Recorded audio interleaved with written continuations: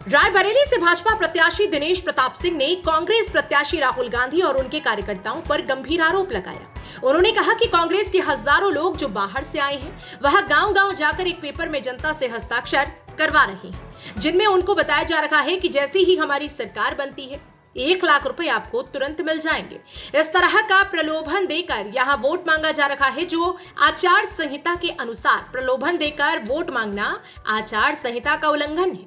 कांग्रेस प्रत्याशी इस तरह का प्रलोभन देकर वोट मांगने का काम कर रहे हैं। दिनेश प्रताप सिंह ने कहा कि मैं चुनाव आयोग से अपील करता हूं कि कांग्रेस प्रत्याशी और उनके कार्यकर्ताओं पर कड़ी से कड़ी कार्रवाई करें। वह राहुल गांधी के उस बयान पर जिसमें कहा गया था कि रायबरेली से उनका 100 सालों का रिश्ता है, इस पर कटाक्ष करते हुए दिनेश प्रताप सिंह ने कहा, जो कहते हैं 100 सालों से हमारा रिश्ता है वो केवल चुनाव के समय ही यहाँ आते हैं। अगर इतना पुराना नाता किसी का हो तो क्या यहाँ की जनता के सुख दुख में उनको नहीं खड़ा होना चाहिए। 1952 से लेकर 2024 तक कांग्रेस पार्टी ने रायबरेली की माओं से जन्मे किसी भी व्यक्ति को ना तो टिकट दिया और ना ही राज्यसभा भेजा। इतना ही नहीं, अपना प्रतिनिधि भी नहीं बनाया। ऐसे लोग रायबरेली से पुराना नाता होने की बात कहते हैं। राहुल गांधी की दाढ़ी बनवाने को लेकर कहा, ये लोग चुनाव के समय आते हैं और कहीं दाढ़ी बनवा लेते हैं तो कहीं एक पीस जलेबी तोड़कर खा लेते हैं। न जो दिखाने की कोशिश करते हैं हम यही कहें, राहुल गांधी अमेठी के साथ धोखा कर रहे हैं, वायनाड के साथ कर रहे हैं या फिर रायबरेली के साथ कर रहे हैं। उन्होंने अमेठी और वायनाड को धोखा तो दिया ही है, रायबरेली को भी धोखा दे रहे हैं। वो अमेठी को, वायनाड को, रायबरेली को किसको अपना घर बताएंगे। यहाँ की जनता सब समझ चुकी है, जो केवल नामांकन के समय यहाँ आता है, उसके बाद जनता के सुख दुख से कोई मतलब नहीं होता। ऐसे लोगों को जनता सबक सिखाएगी। फिर वायनाड को घर बताएंगे, फिर रायबरेली को अपना घर बताएंगे। इसकी क्या गारंटी है कि 4 जून के बाद किसी और जिले को अपना घर बताएंगे। तो जिसकी खुद की गारंटी नहीं है, मतदाताओं की जो गारंटी लेता है, ये सर्वथा निरर्थक है।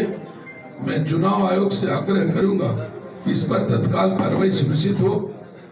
आरओ, रिटर्निंग अफसर रायबरेली, प्रेक्षक रायबरेली और सीसी चीफ इलेक्शन कमीशन से भी मैं आग्रह आप सबके माध्यम से कि इस पर कार्रवाई हो। देश में जहां जहां ऐसे कृत्य कांग्रेस के लोगों के द्वारा किए गए हैं, जहां जहां गारंटी कार्ड बांटे गए हैं, वहां वहां मुकदमा लिखा गया है। मैं आरओ से, रिटर्निंग अफसर से जरूर अपेक्षा करूंगा कि तत्काल इस पर कार्रवाई हो और इनके खिलाफ, कांग्रेस के प्रत्याशी के खिलाफ मुकदमा पंजीकृत करके कार्रवाई कराई जाए, ऐसा मैं आग्रह करता हूँ। कल राहुल गांधी रायबरेली में थे और उन्होंने कहा मीडिया के सामने, मंच उन्होंने ऐलान किया कि रायबरेली से उनके परिवार का 100 वर्ष पुराना नाता है। 100 वर्ष जिसका पुराना 100 वर्ष जिसका पुराना नाता है, वो केवल चुनाव में आता है।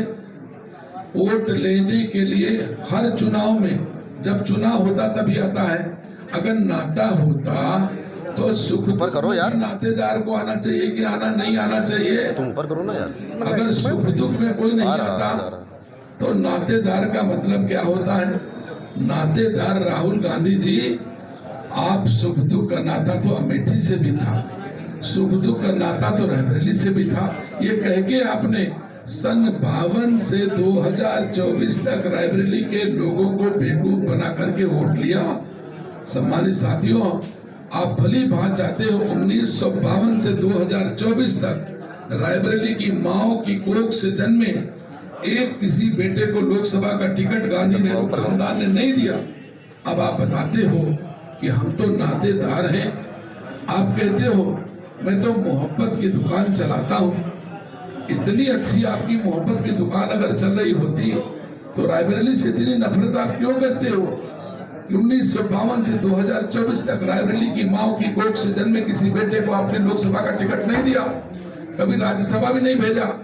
रायबरेली से ताकत लेकर के आप अपने ड्राइवर कंडक्टरों को राज्यसभा भेज दिया, लेकिन रायबरेली के किसी बेटे को आपने राज्यसभा नहीं दिया। राज्यसभा लोकसभा छोड़ दो, आपके सांसद का प्रतिनिधि भी कभी रायबरेली के लोगों को होने नहीं दिया। इतनी नफरत आप रायबरेली के लोगों के बीच रखते हो और पूरे देश में चिल्ला चिल्ला कर गला फाड़ कर कहते हो मैं मोहब्बत की दुकान चलाता हूँ। सम्मानित